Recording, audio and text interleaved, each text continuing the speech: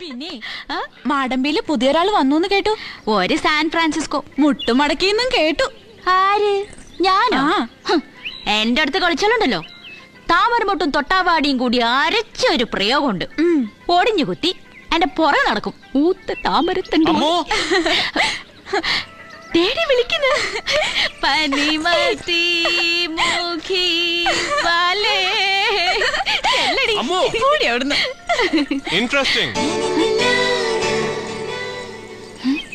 Very interesting. Fantastic. താമര, തണ്ടൊടിഞ്ഞ താമര. എന്റെ അടുത്ത് കളിക്കരുത് കേട്ടോ. നിങ്ങളുടെ സാൻ ഫ്രാൻസിസ്കോയിലൊക്കെ എങ്ങനെയാ പെൺകുട്ടികളുടെ രഹസ്യം പറയണതൊക്കെ ക്യാമറയിൽ?